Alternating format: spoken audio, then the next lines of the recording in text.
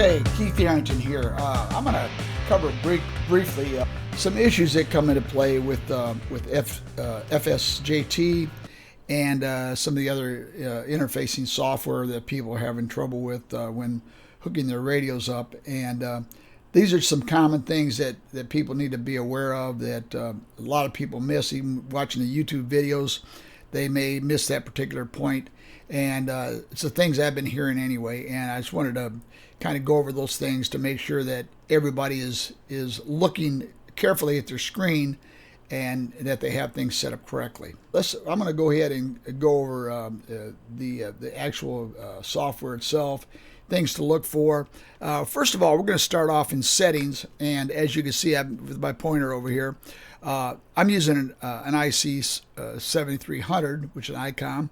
And ICOM's pretty easy to hook up because it doesn't require any other hardware interfacing at all.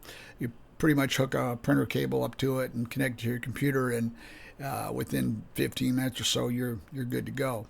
The biggest problem that folks are having trouble with, and a lot of this stuff that I'm going to go over today, is going to be trial and error on your particular radio. Depending on what kind of radio you got, those videos that you see on YouTube may not cover your radio correctly. So you got to experiment sometime, try different settings, try different baud rates, what have you. Most of the time, if you drop it within a reasonable baud rate, you're not going to have any trouble anyway. You may not notice an error difference or whatever, but by tweaking these values and stuff, it may help you.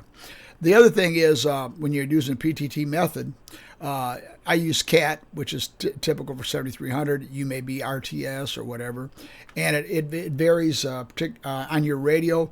And if you use a signal link, for example, a signal link will usually have a pretty good description on how you hook your particular radio up to their hardware and interface it with your computer. Okay. These are pretty typical in most cases. Some radios may require USB. I think Signal Link likes USB connection. Well, it varies. I shouldn't tell you that, but it varies from radio to radio. And you can use, like for split operation, you can use none. In my case, I've used Fake It. Also works well. You just got to play with it. You may wind up using rig. So you want to experiment and find out which works best for you. When everything is set up correctly and you got your audio, you got to make sure your audio is all set up correctly in your settings and that you have it tagged accordingly. I actually labeled mine to make it so I actually, when I'm looking at the settings, I know exactly I'm hooked up to the correct portions of the audio card. So you want to make sure you have that hooked up correctly to the codec and everything. Okay. Also update all your software, firmware, anything that needs to be updated. You need to do that before you get started and make sure you have all that's done correctly. Once this is all done, you can pretty much you can go. Let me go back to your radio. Click your test your CAT. In my case, you test CAT, and you go ahead and test that. It comes up green, and you're good to go. When you're finished, just hit OK, and you're up and running. One thing I will tell you, too, when you're hooked up to your radio, whatever you see here in this box here, your frequency box, and whatever meter you're set on is going to correspond on your radio. You're going to look at your radio, and your radio should show you the same. At least it does in 7300. I believe once it's hooked up correctly that the data port and everything will automatically make the adjustments on your radio to correspond with the frequency you see here. So in my case, for example, I can whatever I change here, if I go in here and change to a different frequency, it'll automatically change it on my radio accordingly. And what's nice too, it also looks for the correct area of FTS, for example, in my case, or FT8, that you're going to be using. It'll automatically pick that particular frequency. In this case, of course, it's 7.074. So depending on what frequency you get, it'll automatically look for the strongest signal in most cases, okay? One of the biggest problems is that once you get everything set up, you may have some gains and stuff off. Okay, and one in particular that I wanted to cover is the audio gain. The audio gain right here in this box right here, it should be, and it should never be red. If you're seeing a red in this box, then your gain, your modulation is you're way too high. Your audio level's way too high. You need to get it down in I'd say between 60 and 80. I like around 60. You experiment with that to find out which works best for you.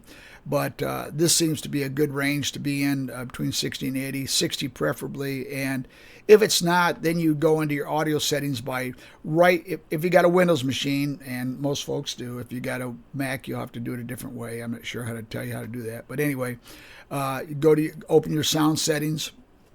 You're over here looking at your microphone settings. You want to make sure that the gains are correct. Okay, and to do that, you go to Device Properties. Okay, and you see your volume level. Okay, volume level should be set about halfway. Halfway will get you a decent audio level, so you're not overmodulating and too much audio signal coming into your computer and into your device. You don't want that. If it's too high here, and it's in red on your software and your Wsjt, then you're not going to get the best operation out of it. So when that's all done, you can go ahead and close that down, and that should put you right in here where you want to be. Okay.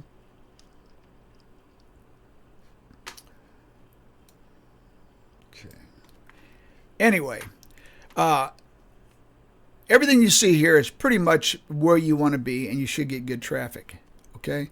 One other thing I want to talk about for those that use other software companions to this software, which I do. I use Grid Tracker.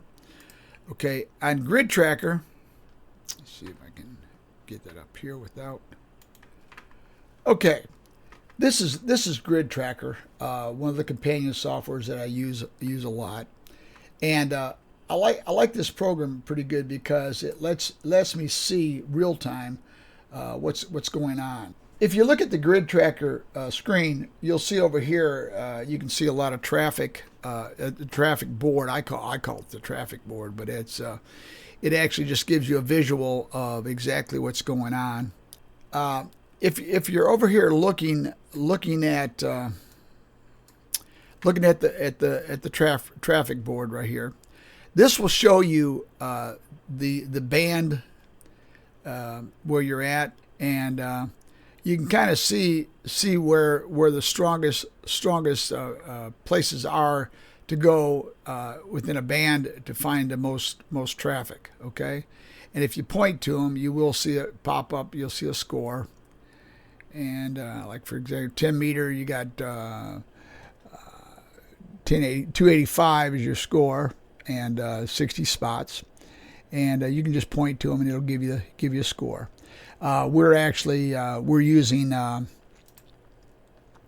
we're in the 40 meter band, and 40 meter right now there's a little bit of traffic going on. You can see the activity on Grid Tracker, but 40 meter you can kind of see. Let me go up here and point to it right there if I can get to it. Okay, 17 is a score. Spots are 20 or 12.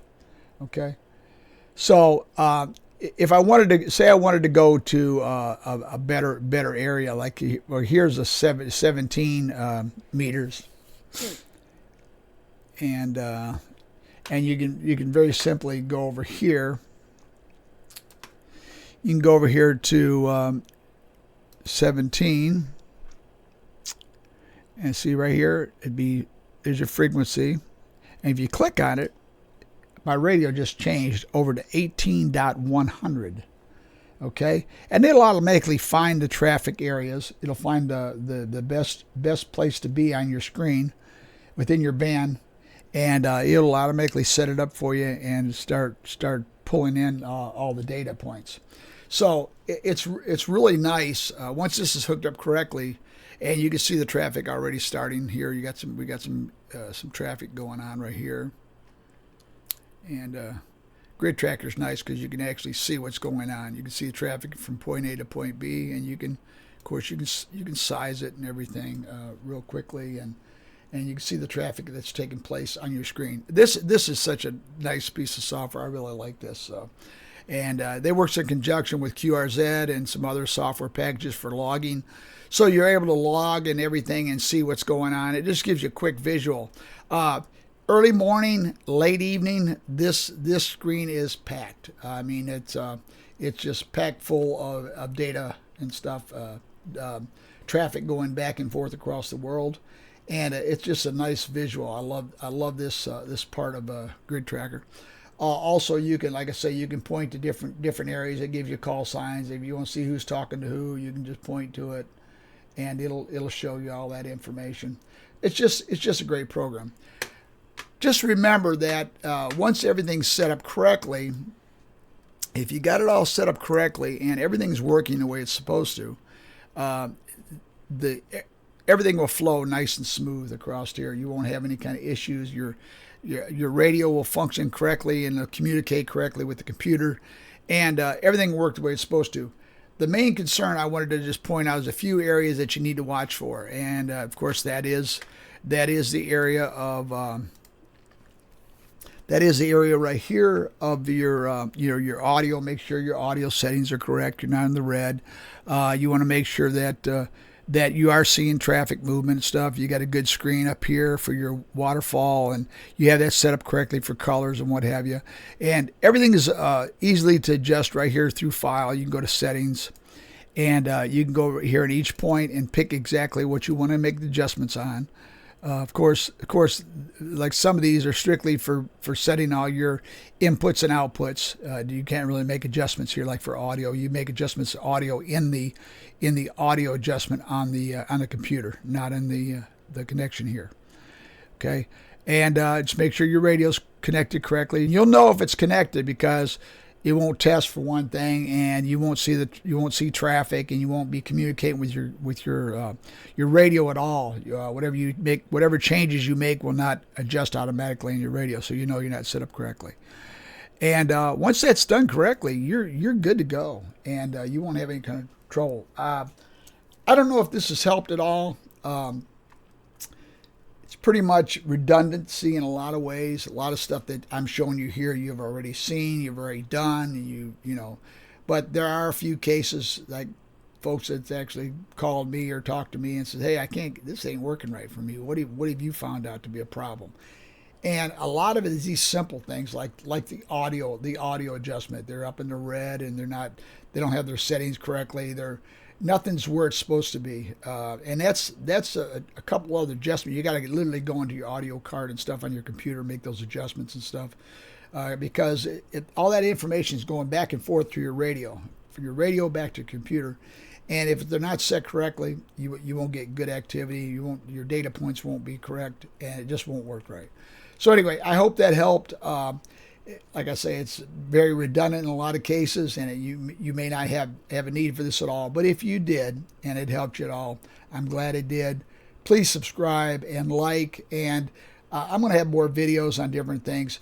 I'm a fairly new newbie, I guess, to ham radio. I've only been in this for less than a year, and I'm having a ball with it. I'm enjoying it. I've really had a good time, and I've met a lot of good people, and we're having fun with this. It's a good thing, especially for me, retired. It gives me something else to do, something to occupy my time. Of course, there's plenty to do out in the yard and what have you. But we're coming into winter months here, at least in my case, and depending on when you watch this video. But if you're going into winter months, ham radio is nice to have. So anyway, I hope this helps. I hope it made some sense, and please like and subscribe. And please tune in again. This is Keith here, KQ4FXD 73s. Have a great day.